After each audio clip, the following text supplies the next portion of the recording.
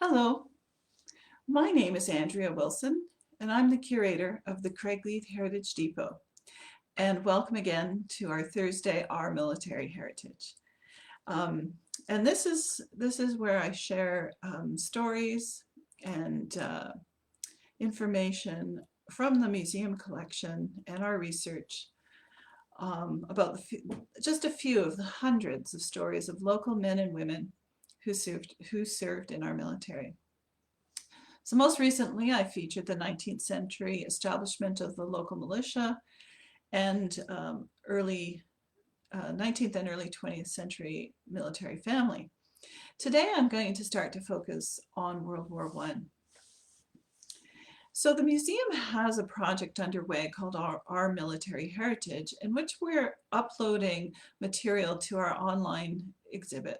So if you go to the virtual museum page for the Craigleith Heritage Depot, you will find this material starting to populate there.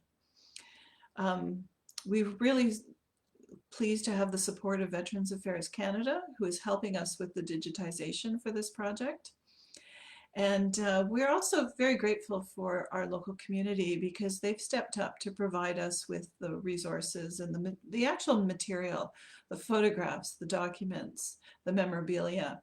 So if you have a family member or an ancestor who was involved in our military heritage or in our military past, we'd love to hear from you. And you can reach me at depot, D-E-P-O-T, at thebluemountains.ca. The museum collection is actually donated by the public, and our professional staff care for it in order to ensure that our community collective memory is preserved for our future. So people can look back and understand what has gone before, and also to have opportunities to share family and honor family members. And one of the reasons we kind of started this project, well, not only because we had the collection and the interest in the community, but also in this book, An Illustrated History of Collingwood Township, which was written in 1971, it is written in here, it is impossible to determine the total number of men who enlisted from Collingwood Township. In addition to those who joined through the 31st Regiment, there were many men of British origin who returned to join units at home. So that kind of threw a bit of a gauntlet down. We did want to know all of those people who joined, and this in particular to World War I, and we wanted to acknowledge them and honor them. So it's one of the reasons we've created our Military Heritage Project. And at this point, we've documented 190 individuals from our small rural community. And we just think that's the tip of the iceberg. So we've been continuing with research with our volunteers and staff, and our online exhibit will continue to grow. So World War I is considered one of those watershed moments for Canada, a place where we recreated our nation. Not only did Canada send a strong force to the front, their ingenuity, tenacity, and strength was valued, and it demonstrated to our nation and to the world Canada's commitment to our allies and in support of peacekeeping. And often when you think of that time, you think of sepia-toned images, and I'll be showing some of those today. But this Dundurn Press book, They Fought in Color, is really fantastic because it really shows what it was like in color, to see what it was like during the war. So if you're interested in getting your own copy, we have one at the library. Dundurn Press is online. You can order it there, or you can get it at your local bookstore. And I'm going to be sharing some images from this book throughout my talk today. As I previously mentioned, Clarksburg was the location of our militia unit and a place where our military learned and trained. But they also went off to the Niagara Camp for training. And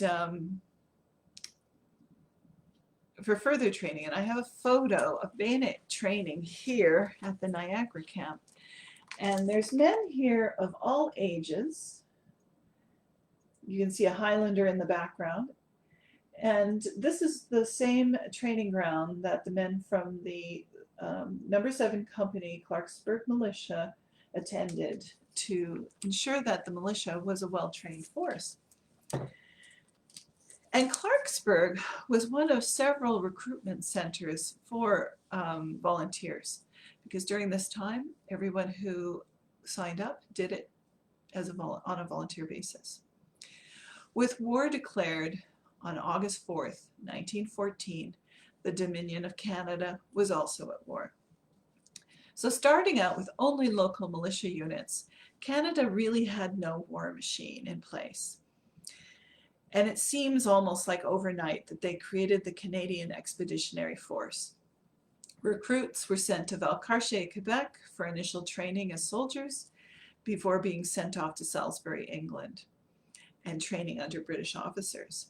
So imagine you're heading off to an unknown battlefield, what it would be like to say your goodbyes at the train station. And of course, we had lots of train stations here in our community.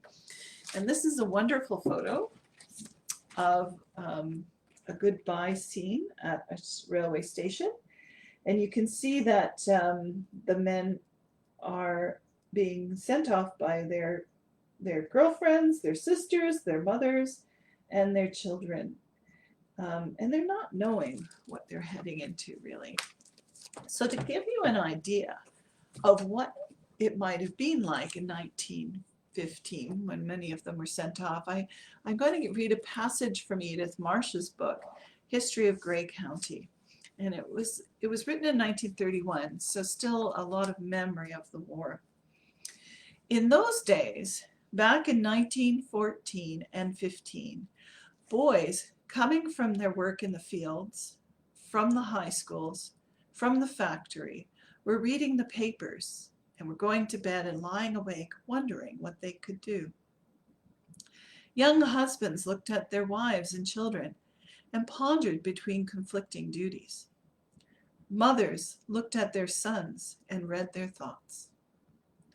Wives and mothers gave their consent with heartache and with pride. Old men wished never before for youth. Old men wished as never before for youth. Unfit men fretted under their infirmities.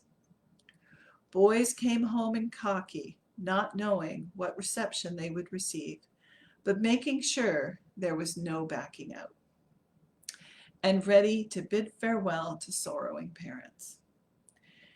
Everyone had to face his own particular problem in his own particular way. For enlistment until nearly the last was voluntary. Never, not even on the field of battle, were the souls of men so tested and tried. Peace-loving folk, to whom war or even the thoughts of it had been foreign until now, left their families, their schools, their farms, their businesses, not lured by adventure nor driven by necessity, but prompted by that sense of duty that has made our nation great. I love that description. I think it is very apt. So today I'm going to share with you the stories of two families in the Craigleith and Sandhill area that sent both men and women to serve in the war. And these are the Carmichaels and the Currys. So Edward Campbell Curry and Mary Curry were not directly related, but both were born and lived in the Craigleith area, and they were both middle-aged when they enlisted. Edward joined as a private in 1915 and was posted to the Canadian Mounted Rifles.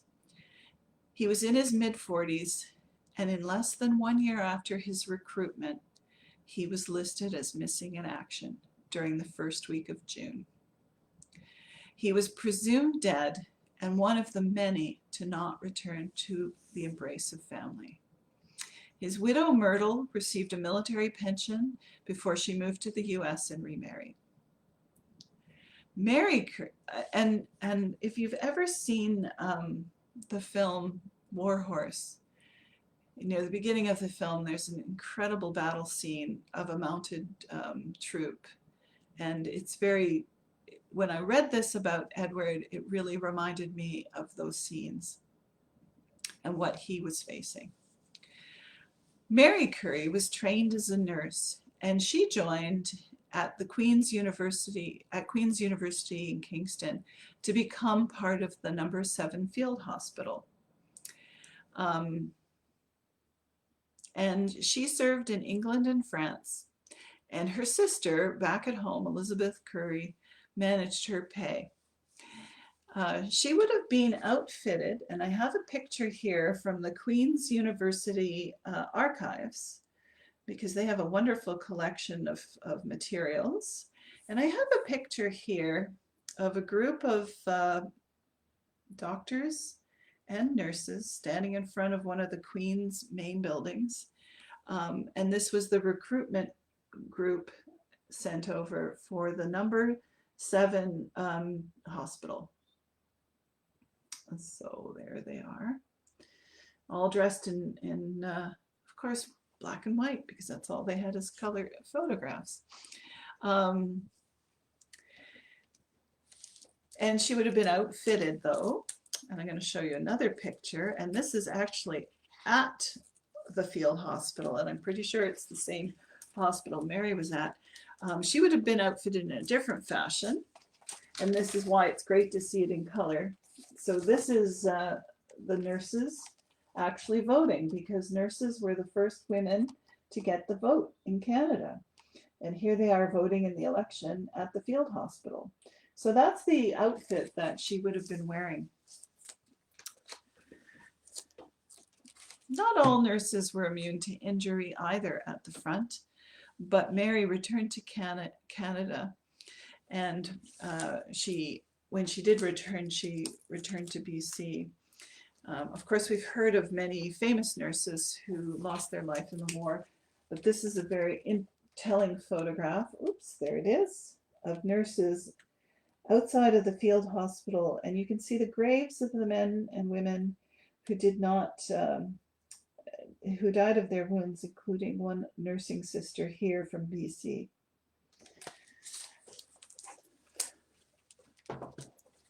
So when Mary returned, she actually moved to BC herself, and eventually, and living quite a long life into her 80s.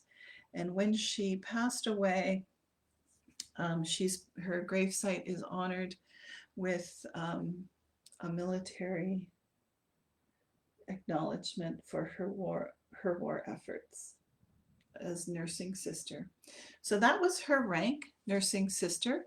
She was described in her attestation papers, which are at Library Archives Canada, as a professional nurse.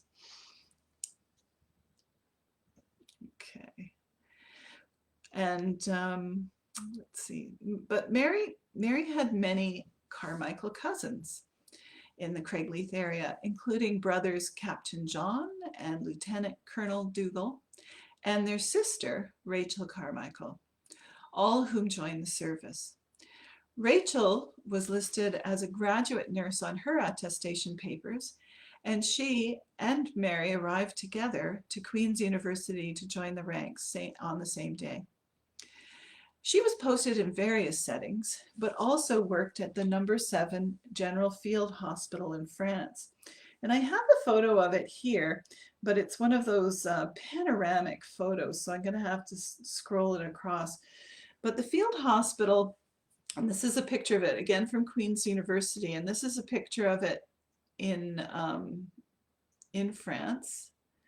And you've seen the picture of when they were voting. So it was quite a large hospital, and all set up with tents. And according According to the Queen's University Archives, the General Hospital prepared to move to a more permanent site eventually. In November of 1916, the hospital was moved to a site consisting of 35 wooden huts. And due to the steady succession engagements carried out in the British offensive of that period, the pressure of the work was constant. And the hospital, originally 1,040 beds, comprised of 2,290 in March of 1917. And it was maintained at that level until the end of the war. Rachel developed injuries due to the work and was sent back to Canada for a short 3-week leave. However, while in Canada, she contracted influenza, the Spanish flu, and had to extend her stay an additional month in hospital before returning to service. Captain John Carmichael was involved in the local militia as a private, but when the war broke out, he too, along with his cousin Mary and his sister Rachel, all joined in Kingston together because Captain John Carmichael was a physician. And I have a photograph of him here.